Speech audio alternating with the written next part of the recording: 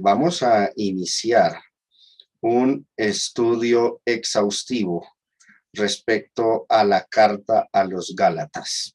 Importante carta, clave en muchas cuestiones del Evangelio, y quiero que todos nos deleitemos y nos edifiquemos, haciendo un recorrido versículo por versículo de esta carta.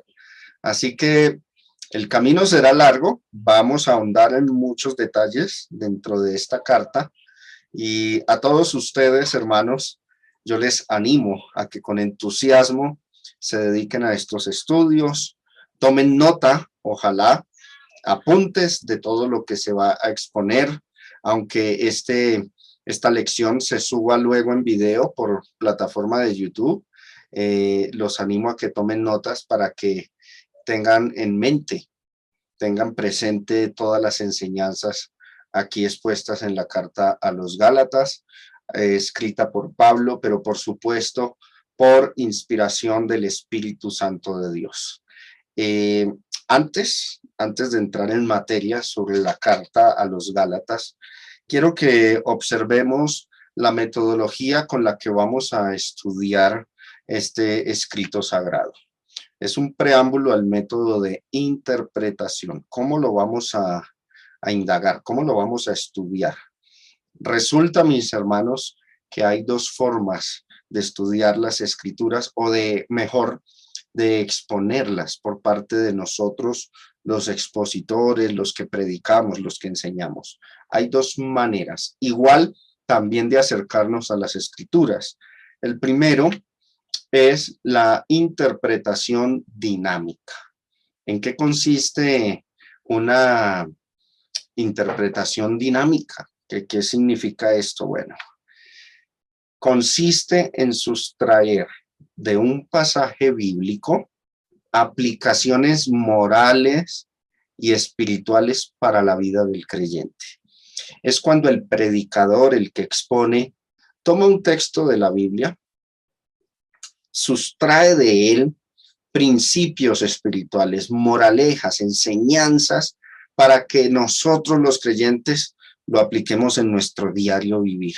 Esa es una interpretación o exposición también dinámica de las escrituras.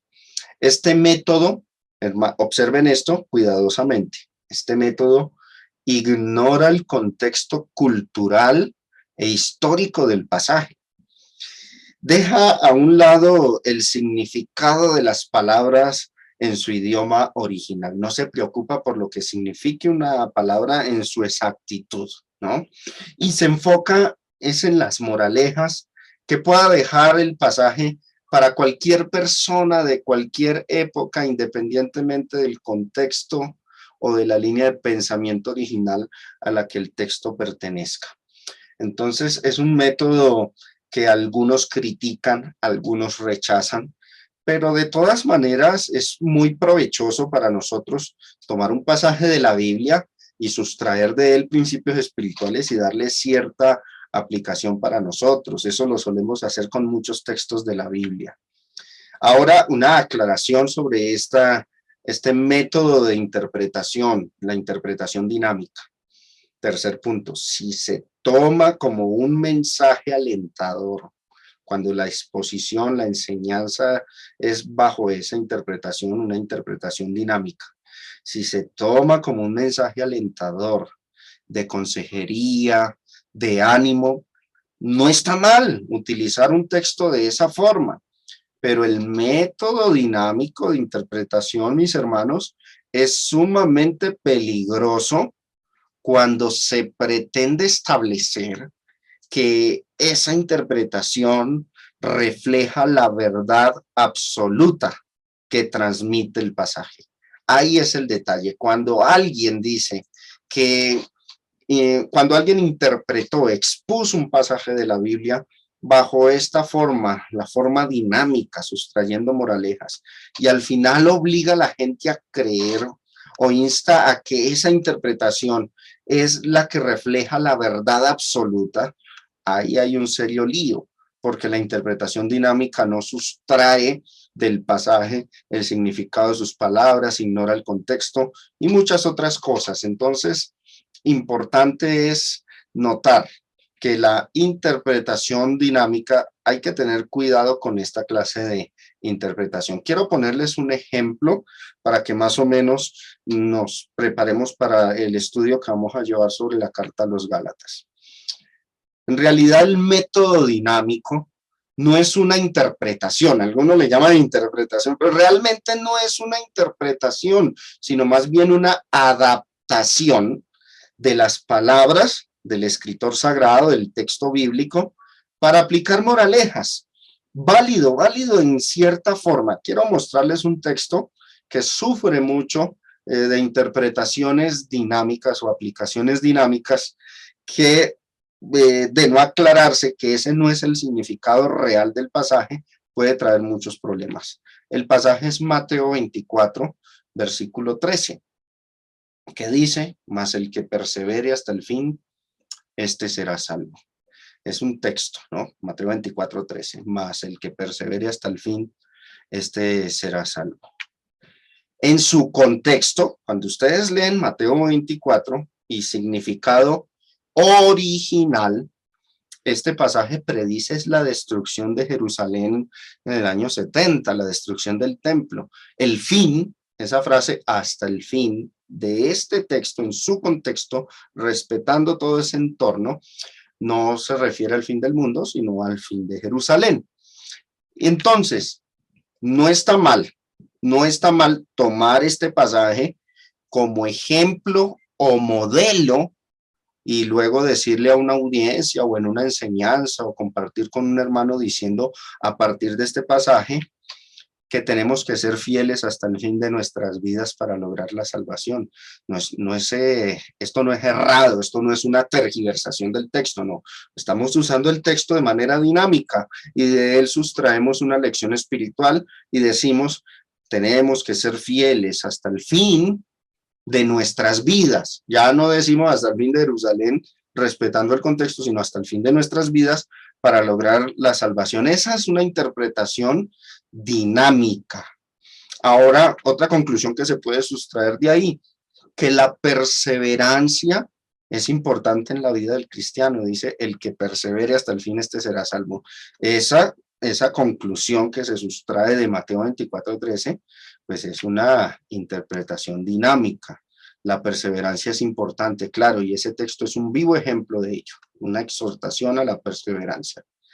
Pero sí es incorrecto, sí es erróneo decir lo siguiente, que originalmente Jesús habló aquí del fin del mundo. No, ese pasaje no habla del fin del mundo y ustedes pueden ver desde el versículo primero que preguntan sobre la destrucción del templo los discípulos al Señor y al final las líneas, el verso 34 dice, no pasará esta generación hasta que todo esto acontezca y habla netamente del fin de Jerusalén. Entonces, si alguien utiliza sus apreciaciones dinámicas, sus interpretaciones dinámicas y luego quiere establecer que esa es la interpretación original, el significado original del texto, ahí sí está tergiversando las escrituras al no aclarar que simplemente lo que hizo fue tomar un pasaje y sustraer de ahí aplicaciones espirituales. Hasta ahí es válido, pero establecer que esa es la interpretación original, eso es un error.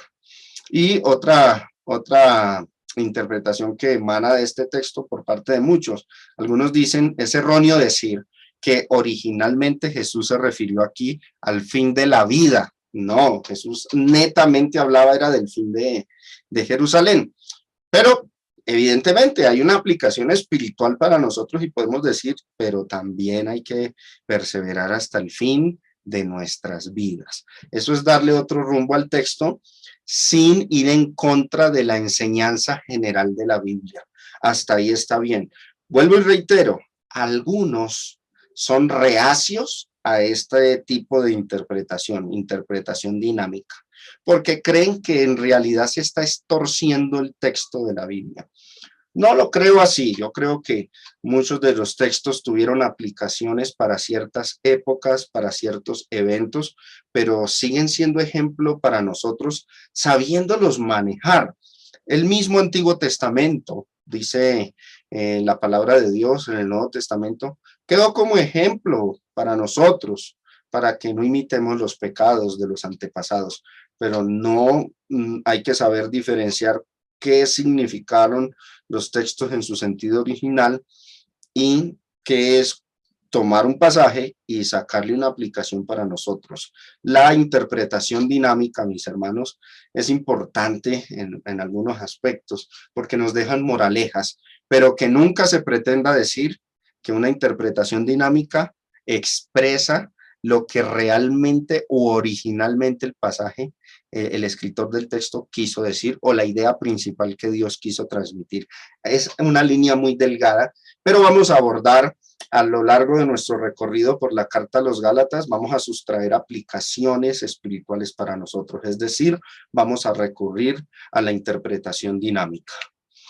Ahora, lo que sí quiero que nos enfoquemos, la interpretación exegética. ¿Qué será esto? La exégesis es la interpretación crítica y completa de un texto, usando un método que respeta la gramática de un pasaje, sus figuras literarias, la línea de pensamiento del escritor, su marco histórico y cultural, y esta interpretación requiere un gran esfuerzo investigativo por parte del expositor o intérprete. Eso es una interpretación exegética, lo que famosamente se conoce o popularmente se conoce como exégesis de un texto. Y en esto es en lo que nos vamos a centrar en nuestro recorrido por la carta a los Gálatas. La palabra exégesis significa extraer el significado de un texto dado. Así que en general, la exégesis es un intento, un esfuerzo por ver el texto de manera objetiva, mientras que la interpretación dinámica es más bien que subjetiva, ¿no? Entonces, hay que darle mucho más importancia a la interpretación exegética que a la interpretación dinámica, pero tampoco vamos a caer en esos extremos y legalismos de rechazar toda interpretación dinámica. De hecho, vuelvo y repito, nosotros solemos leer muchos textos de la Biblia y darles interpretaciones dinámicas que cuando uno luego estudia profundamente o le hace algo de exégesis al texto, se da cuenta que pues la apreciación que uno tuvo del texto no era así originalmente, pero de cierta forma es válido lo que concluimos porque estamos dando una aplicación espiritual que es aceptable en todo el panorama de la escritura. 3. Nuestro estudio de Gálatas, hermanos, será un 90% exegético y un 10% dinámico.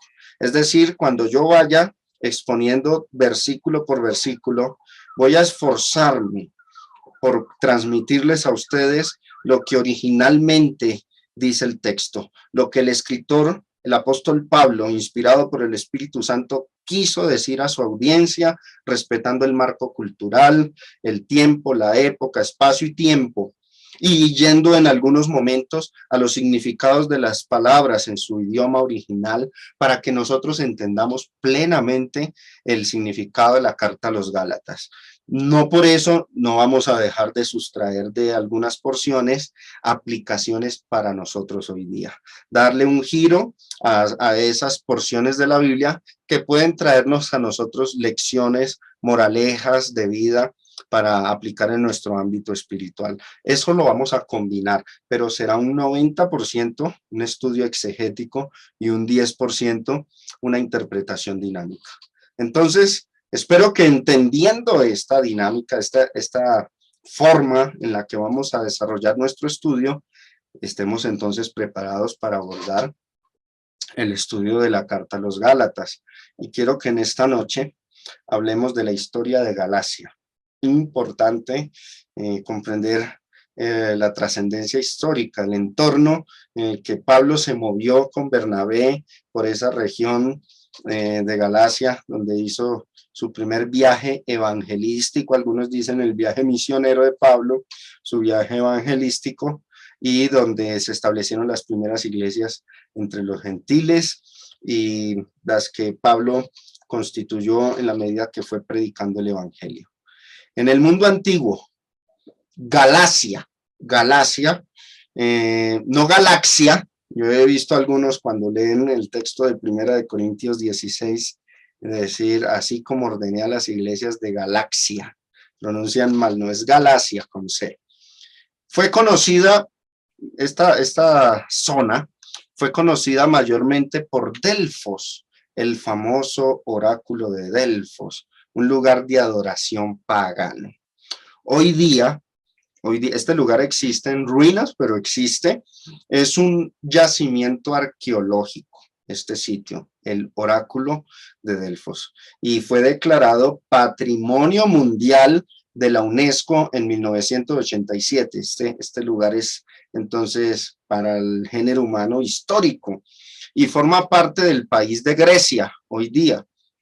Pero en tiempos del Viejo Testamento, mis hermanos, Delfos era el lugar del famoso oráculo de Delfos. Dentro de un templo, había un templo allí dedicado al dios griego Apolo. Ese era el dios o la divinidad que adoraban en ese lugar. Era un lugar de paganismo impresionante. Delfos, ese lugar, era reverenciado en todo el mundo grecorromano y los griegos creían que ese oráculo era el centro del universo. A partir del 189 antes de Cristo, unos 189 años antes de Cristo, esa región cayó bajo el poder de los romanos. Los romanos empezaron su conquista, su expansión, conquistando regiones de los griegos. Cayó bajo el poder de los romanos. Y ya en el año 25, 26 antes de Cristo, Galacia se convirtió en una provincia romana conocida con ese nombre, el nombre de Galacia. Ahí la podemos ver resaltarse en amarillo, ¿no? Galacia, toda esa región era Galacia. En el siglo I después de Cristo, esa zona fue visitada por el apóstol Pablo. Entre los años 47 y 51 después de Cristo, Pablo visita toda esa zona que está resaltada en amarillo, Galacia, ahí en el mapa que vemos en pantalla, y posteriormente el apóstol Pablo escribió la carta a ellos, a los cristianos de esa región, la epístola a los Gálatas, la carta a los Gálatas. Miremos un poco el mapa, observémoslo, detallémoslo bien. Vamos a mirar hacia abajo, hacia el sur, porque Pablo parte de Judea, de ahí parte, y llega a Antioquía de Siria. Allí fue donde Pablo prácticamente puso su membresía en esta iglesia local, la iglesia de Antioquía de Siria, y partió rumbo a Galacia en su primer viaje evangelístico, y según las escrituras, él arriba ya en Panfilia, llega a Panfilia y luego recorre la parte del sur de Galacia y se establecen las iglesias de la otra, de Antioquía, pero de Pisidia, ¿no? A diferencia de Antioquía de Siria, de donde partió Pablo, la iglesia de Listra, la iglesia de Iconio, Derbe, pero la Biblia nos dice en el libro de los Hechos que también hubo otras iglesias circunvecinas que no nos menciona la escritura por su nombre, pero estas son las que más salen a relucir en el libro de los Hechos, capítulos 13 y capítulo 14, Antioquía de Pisidia, Listra, Iconio, Derbe, Panfilia, allí se constituyeron iglesias por parte del apóstol Pablo. Existe hoy día una discusión sobre si en los tiempos de Pablo Galacia era una provincia pequeña de Roma o si era reconocida como una zona extensa, como el mapa que ven en verde ahí en pantalla, verde oscuro. Algunos expositores están ahí divididos en este asunto. Los partidarios de la idea de que Galacia era una provincia pequeña adoptan la postura de que Pablo, cuando escribe la carta a los Gálatas, habló a los de Galacia del norte. Pero yo en lo personal y muchos otros creemos que Galacia es toda esa zona que está ahí en el mapa, resaltado en verde. No se extrañen que busquen mapas de Galacia en internet y aparezca Galacia resaltada o mostrada como más pequeña, porque eso se debe a esa discusión. Entonces, sostienen que muchos sostenemos, me incluyo, en que Pablo visitó, Galacia era toda esa zona enorme, casi un continente, y predicó en esta parte del sur, como indica el libro de los Hechos. Las iglesias que comprendieron la predicación de Pablo a los Gálatas, como indica la Biblia, fueron las iglesias de Antioquía, de Pisidia, la de Iconio, Listra, Derbe, aunque por ahí el texto dice, creo que en el capítulo 13 o 14, que había más cristianos en otras regiones, en regiones circunvecinas.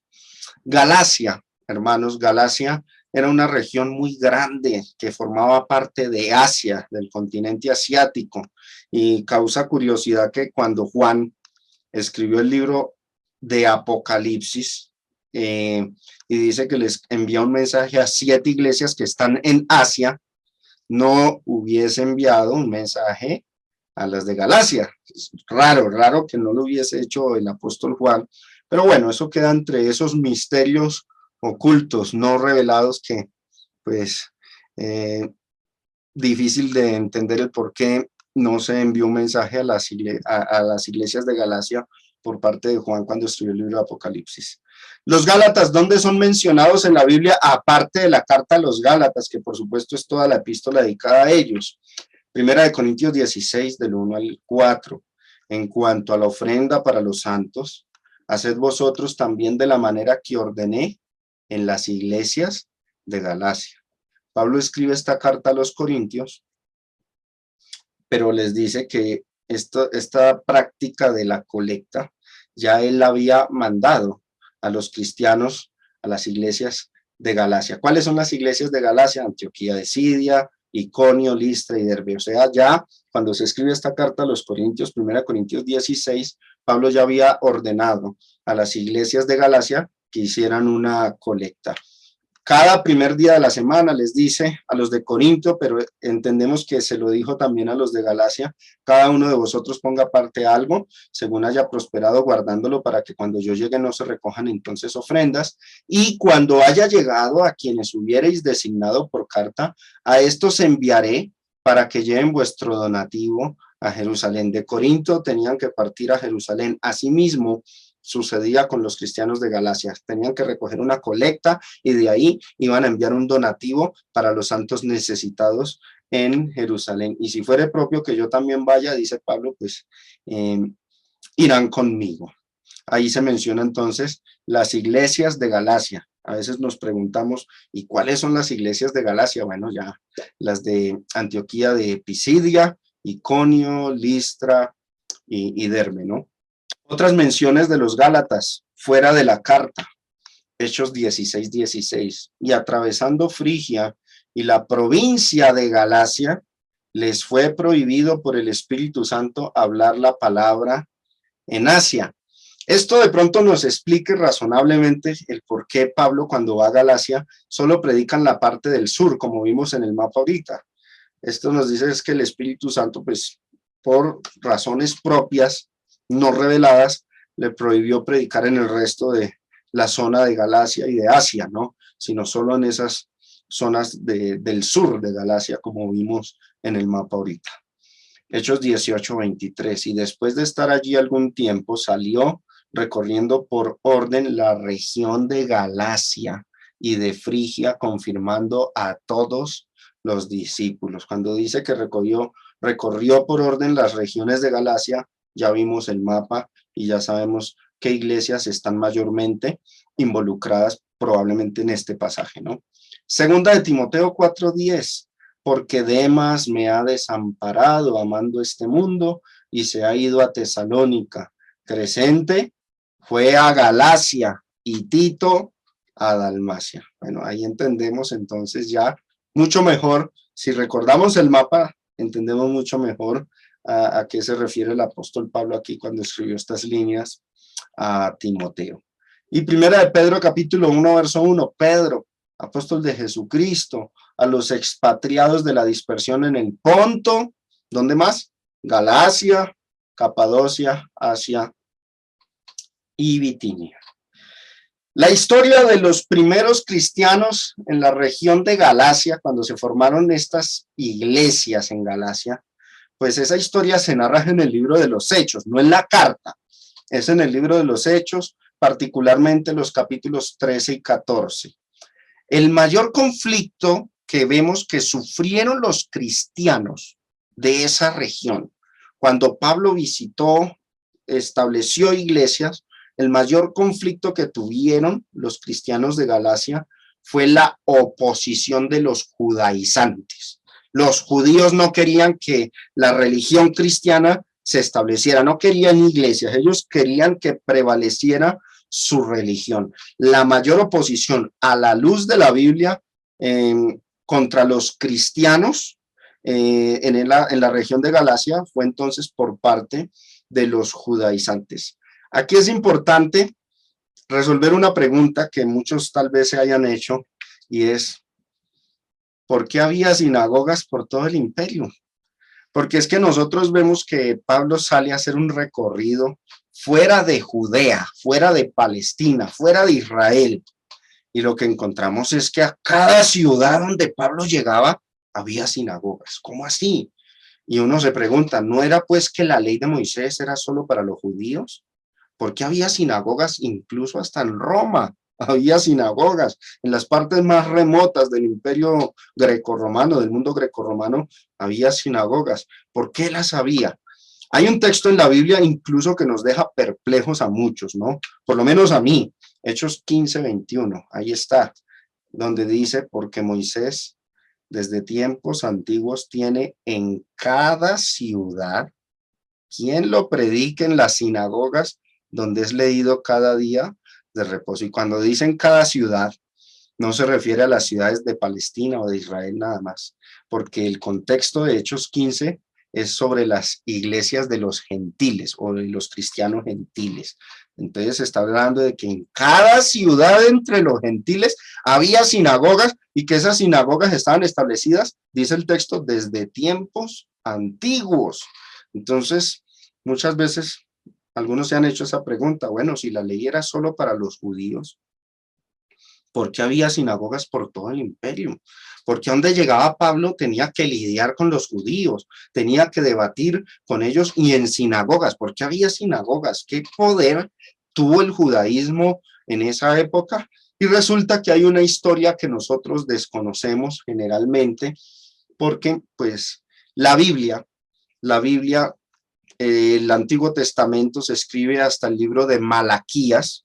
Malaquías es el último libro del Antiguo Testamento. Y luego, cuando viene la era del Nuevo Testamento y viene nuestro Señor Jesucristo a este mundo, entre Jesucristo y Malaquías hay un periodo de 400 años de silencio. Se reconoce así porque Dios no habló a través de profetas, no reveló escritos, nada por el estilo, sino que permaneció en silencio. Hubo un silencio de parte de Dios. Dios no habló a través de ningún profeta, desde Malaquías hasta Jesucristo. Pero el hecho de que Dios no hubiese hablado a través de algún profeta, no significa que no ocurrió nada en esos 400 años de silencio. Muchos sucesos importantes tuvieron lugar en ese periodo de tiempo, y es ahí donde el cristiano que es diligente tiene que recurrir a la historia secular, a la historia contemporánea, y ver qué pasó con Israel durante esos 400 años de silencio. Y aquí es donde encontramos la expansión de la religión judía, porque hasta esas fechas la religión judía, el judaísmo, solo era perteneciente a Israel, pero no estaba en ninguna otra parte del mundo. Pero esos 400 años de silencio, donde vemos que los israelitas salieron del cautiverio babilónico, regresan a su tierra, empiezan a reconstruir el templo, la ciudad de Jerusalén, a reconstruirse otra vez como nación. Estaban bajo el poder de los persas, pero luego llegó el imperio griego por medio de Alejandro Magno, su principal rey, derrotaron a los persas, se establecieron como el imperio mundial. En un lapso de 11 años conquistan el mundo antiguo y se levanta por allá en el 169, 168 antes de Cristo, un rey que odiaba a los judíos, él quería acabar con los judíos. Se llamó Antíoco Epifanes. Aquí me equivoqué, dice 1687, 168 antes de Cristo. Quería destruir a los judíos, profanó el templo de Jerusalén y ofreció un cerdo a Zeus en el templo y mató a muchos sacerdotes judíos. Entonces fue un periodo de crisis sin igual en la historia de Israel, que no está escrita en la Biblia, pues porque Dios solo habló hasta la época de Malaquías, 400 años antes de Cristo, y cuando Dios vuelve a traer revelaciones divinas a través de un hombre inspirado, lo hace es a través de Juan el Bautista, ya en el Nuevo Testamento. Entonces, en ese periodo de tiempo se levantó este hombre, Antíoco Epifanes, queriendo acabar con todos los judíos, pero de los judíos se levantó un hombre llamado Judas Macabeo y armó un ejército. Y aunque la Biblia guarda silencio histórico de este periodo, el profeta Daniel en los capítulos 10, 11 y 12, y también en los capítulos 8 y 9, predice todos estos eventos. Están ahí escritos en profecía, escritos por Daniel unos 500 años antes de Cristo, y que se pueden corroborar cuando se estudia la historia. Judas Macabeo se levanta como un adalid, un líder, un capitán del ejército de judíos que no iban a permitir que Antíoco Epifanes destruyera el templo, y Dios estuvo de parte de este hombre, de Judas Macabeo, acorde a la profecía de Daniel. Se enfrentó y expulsaron, sacaron a Antíoco Epifanes fuera de los territorios de Palestina. El imperio macedónico, el reino macedónico cae, se va a tierra, y los seleucidas también caen, se van a tierra, y este Judas Macabeo, junto con el sumo sacerdote de aquella época, se llamaban los asmoneos de Asmón, ellos se erigieron como un reino, el reino judaico o reino asmoneo, pero era el reino de Israel, pero ya poderoso. Ellos expulsaron a los griegos y se convirtieron en un reino poderoso, y ese día en que vencieron los israelitas, los judíos vencieron a los griegos, ese día lo celebraban en Israel en los tiempos de Jesús. Dice Juan capítulo 10, versículo 22, celebrábase en Jerusalén la fiesta de la dedicación, era invierno. Ustedes miran qué es esa fiesta de la dedicación, y ustedes no van a encontrar que en la ley de Moisés se hubiera establecido esa fiesta, ni en Levítico ni en Deuteronomio está esa fiesta. Sí encontramos, por ejemplo, el Pentecostés, la Pascua, los tabernáculos, pero nunca encontramos la fiesta de la dedicación. ¿De dónde surgió? ¿Por qué se celebraba en Jerusalén esta fiesta? Bueno, ya conocemos la historia. Nació en esos 400 años de silencio divino. Eso ocurrió. Israel se convirtió en un reino poderoso. Mira este comentario, lo que dice, comentario de John MacArthur, comentario de la Biblia, dice: la fiesta de la dedicación, la celebración judía de Hanukkah, así también se le conoce, que conmemora la victoria de los israelitas sobre el líder sirio Antíoco IV Epifanes, quien persiguió a Israel. En el 170 conquistó a Jerusalén, profanó el templo judío al erigir un altar pagano en lugar del altar de Dios. Bajo el liderazgo de un sacerdote anciano llamado Matatías de la familia de los asmoneos, los judíos pelearon una guerra de guerrillas contra Siria, conocida como la insurrección macabea, que tuvo lugar en el 166 hasta el 142 antes de Cristo. Las Biblias católicas tienen esos famosos 7 libros deuterocanónicos, entre los cuales está Primera y Segunda de Macabeos. Ahí se narra esa historia.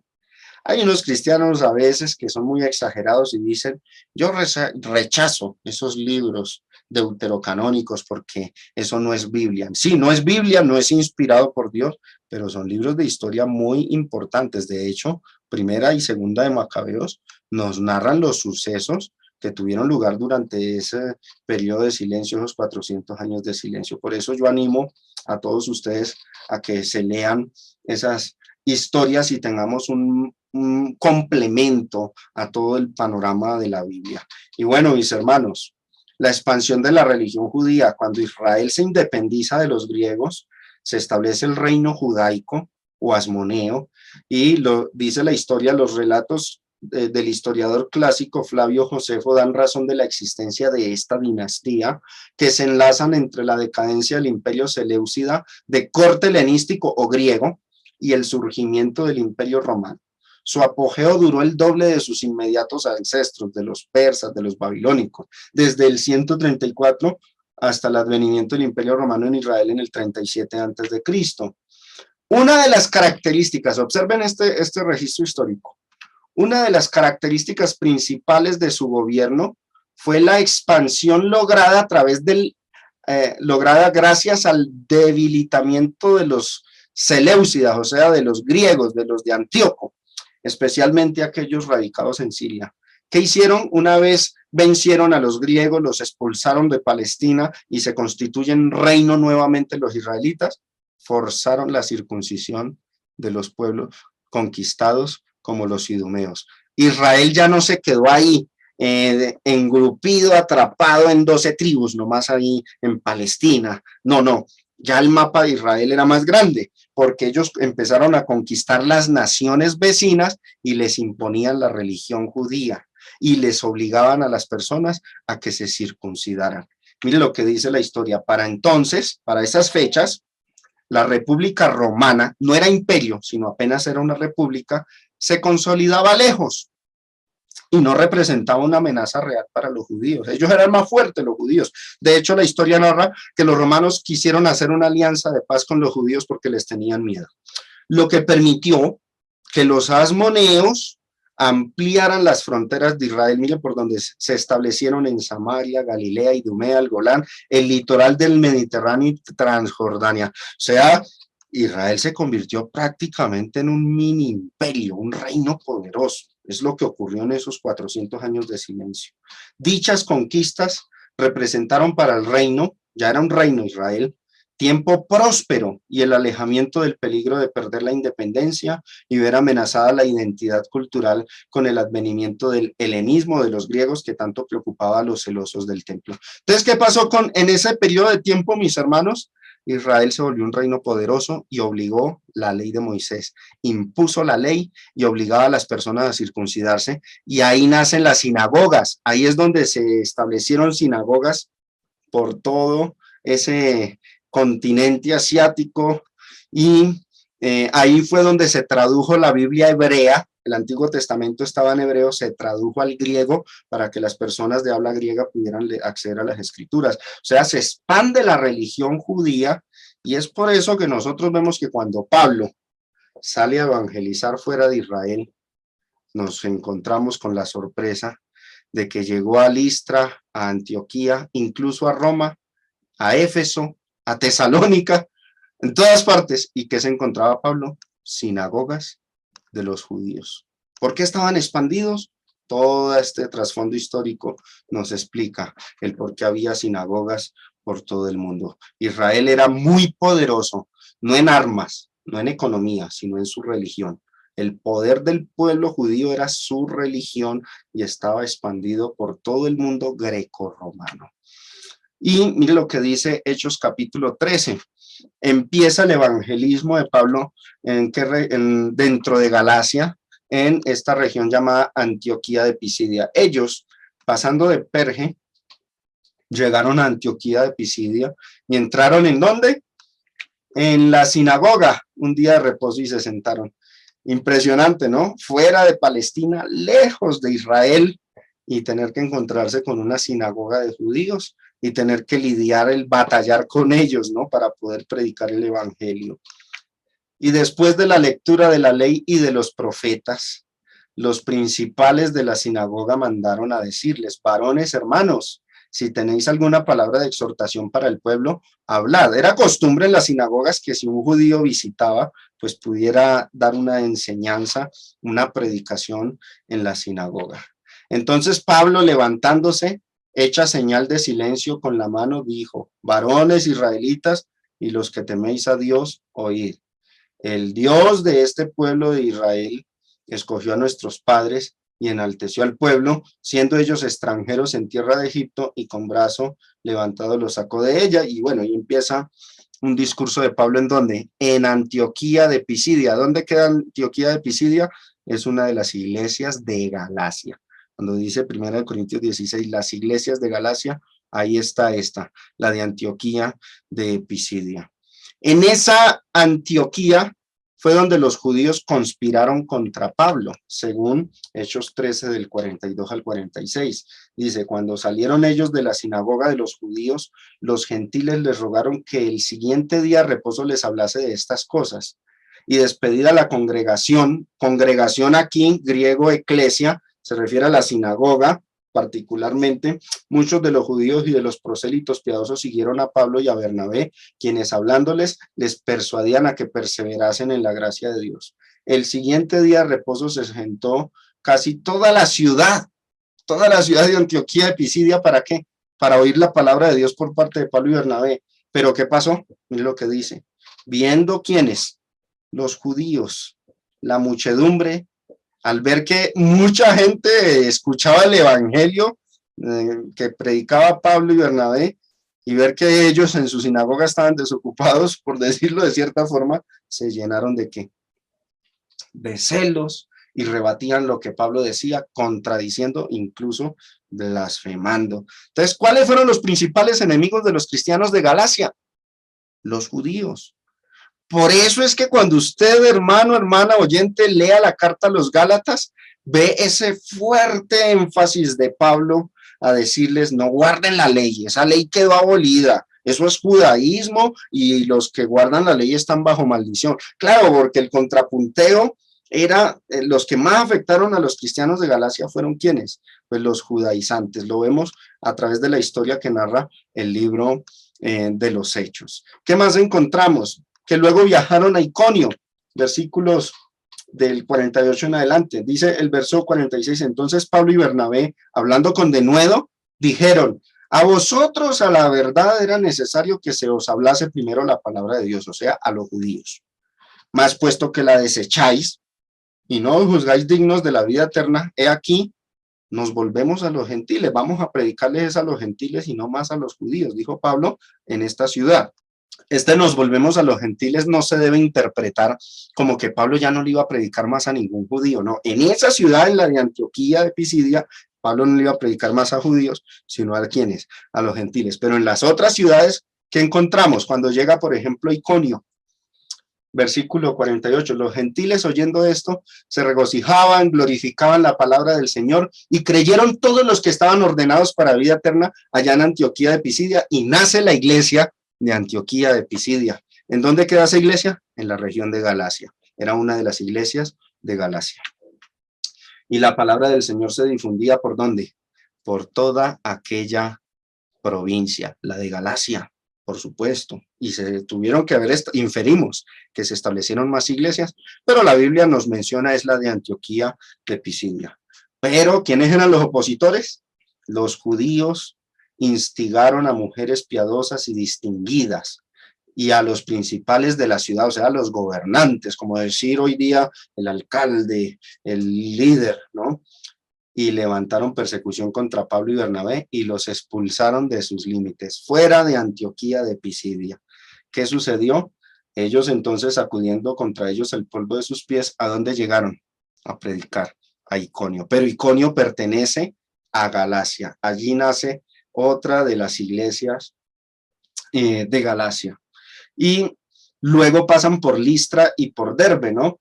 Hechos 14, ya ahí terminamos el capítulo 3 de Hechos, pasamos al 14. Aconteció en Iconio que entraron juntos, ¿en dónde? En la sinagoga de los judíos.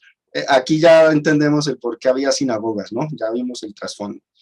Y hablaron de tal manera que creyó una gran multitud de judíos y asimismo de griegos, creyeron en el evangelio. Mas los judíos que no creían excitaron y corrompieron los ánimos de los gentiles contra los hermanos. Por tanto, se detuvieron allí mucho tiempo, o sea, duraron unos buenos meses, hablando con denuedo, confiados en el Señor, el cual daba testimonio a la palabra de su gracia, concediendo que se hiciesen por la mano de ellos señales y prodigios, muchos milagros hizo el apóstol Pablo allí, y la gente de la ciudad estaba dividida. Unos estaban con los judíos, pero otros con los apóstoles. Pero cuando los judíos y los gentiles, juntamente con sus gobernantes, se lanzaron para afrentarlos y apedrearlos, o sea, quisieron sacar a Pablo de allí, habiéndolo sabido, ¿qué sucedió? ¿Huyeron a dónde? A Listra y Derbe, ciudades de Licaonia y toda la región circunvecina, y allí predicaban el evangelio. Estas ciudades de Listra y Derbe también pertenecen a Galacia. Allí esas eran otras iglesias de Galacia. Hechos 14 del 8 al 13. Vamos a leer hasta el 18. La gente de Listra, muy idólatra. Esa región de Galacia, en Listra, eran muy idólatras. Miren lo que dice. Y cierto hombre de Listra estaba sentado, imposibilitado de los pies, cojo de nacimiento, que jamás había andado. Este oyó hablar a Pablo, el cual, fijando en él sus ojos y viendo que tenía fe para ser sanado, dijo a gran voz: levántate derecho sobre tus pies. Y él saltó y anduvo. Entonces la gente, visto lo que Pablo había hecho, alzó la voz diciendo en lengua licaónica, en el idioma de ellos: dioses bajo la semejanza de hombres han descendido a nosotros. ¿Qué empezó a decir? ¿Qué empezaron a decir los idólatras de Listra? Uy, estos hombres que hacen milagros, ¿qué son? Son dioses, y ellos eran griegos, pues los relacionaban con los dioses griegos. Y a Bernabé llamaron Júpiter o Zeus, y Pablo, Mercurio.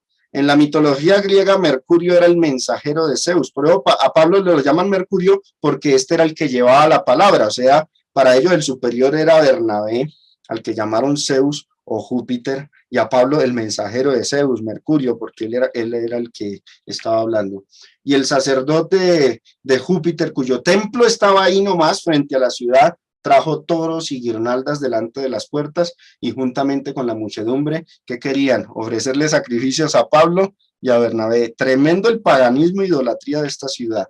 Cuando lo oyeron los apóstoles Bernabé y Pablo, y algunos se preguntan por qué aquí a Bernabé se le llama apóstol si él no era apóstol. Ahí el texto dice, cuando lo oyeron los apóstoles Bernabé y Pablo, porque aquí la palabra apóstol no se utiliza como un título, sino que se utiliza de manera más general. El término apóstol significa un enviado, y eso fue lo que sucedió con Pablo y Bernabé. Fueron enviados por la iglesia de Antioquía de Siria.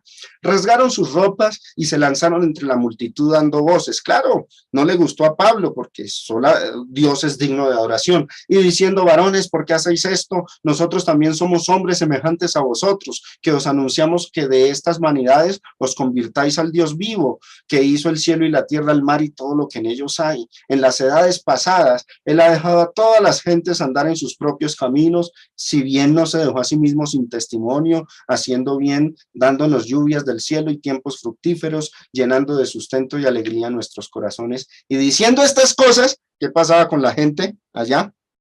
Difícilmente lograron impedir que la multitud les ofreciese sacrificio. Interpretación dinámica. Muchas veces uno como predicador sufre eso. Por más que predique sobre cierto tema, sobre ciertas verdades, difícilmente muchos cristianos dejan sus antiguas prácticas, difícilmente abandonan sus antiguas filosofías, sus antiguos pensamientos, y difícilmente se despojan de sus doctrinas antiguas y se aferran a Cristo, por más que se predique. Esto hizo el apóstol Pablo en Listra. Predicó sobre el Dios verdadero, pero difícilmente lograron impedir que la multitud les ofreciera sacrificio. Hoy día enseñamos que los predicadores somos simplemente servidores, somos simplemente personas que estamos sirviendo a Dios, predicando, que no somos objetos de veneración, que lo que hay que mirar en las Escrituras, Pero a pesar de toda esta enseñanza, muchos hermanos difícilmente dejan eso. Y a toda hora a veces, cuando uno explica la Biblia o contradice algún pensamiento, ellos dicen, eso no es lo que enseñó el hermano fulano, eso no es lo que enseña el hermano Perencejo, ¿no? Nosotros enseñamos en las escrituras y persuadimos a las personas a que miren las escrituras, pero muchas veces, a pesar de toda esta exhortación, difícilmente logramos impedir que los muchos cristianos dejen de admirar y de elogiar más de lo debido a aquellos que enseñan y no lo que es enseñado, que es la palabra de Dios. Entonces vinieron unos judíos, ¿de dónde? De Antioquía y de Iconio, o sea, desde allá hasta Listra llegaron, que persuadieron a la multitud y habiendo apedreado a Pablo, le arrastraron fuera de la ciudad pensando que estaba muerto, pero rodeándole los discípulos, se levantó y entró en la ciudad y al día siguiente salió con Bernabé, ¿para dónde? Para Derbe. Y después de anunciar el evangelio a aquella ciudad y de hacer muchos discípulos, se regresan, hacen un regreso por las mismas ciudades, volvieron a Listra, a Iconio y a Antioquía. O sea, eso es un recorrido por lo menos de unos 5 o 6 años, entre versículo y versículo han pasado varios meses, llegan hasta Derbe y después se devuelven en su recorrido, volvieron a Listra, a Iconio y a Antioquía, ahí donde prácticamente habían aterrizado o abordado viaje de navegación. Confirmaron los ánimos de los discípulos, o sea, de todas estas iglesias de Galacia. En ese regreso, lo que hace Pablo es confirmar los ánimos de los discípulos. Estaban siendo molestados y atribulados por los judaizantes, sí, pero Pablo los animaba, les confirmaba sus ánimos, les exhortaba a que permanecieran en la fe, a que no fueran a guardar la ley de Moisés como estaban pretendiendo los judaizantes, y les decía, prepárense, porque es necesario que a través de muchas tribulaciones entremos en el reino de Dios. Va a haber tribulación, los judíos van a perseguirlos, los judíos van a seguir ahí afectando la iglesia, pero es necesario sufrir esas tribulaciones para poder entrar en el reino de Dios. Ahora, yo quiero que notemos ya para finalizar, con esto finalizo, un detalle interesante. Un viaje como de 4 años en la ida hasta Derbe y 1 año de regreso. Digamos que fueron 6 años, 5 de recorrido hasta Derbe y en el regreso 1 año, donde confirman los ánimos, y en ese regreso mire lo que hicieron. ¿Qué hicieron Pablo y Bernabé en el regreso por esas iglesias?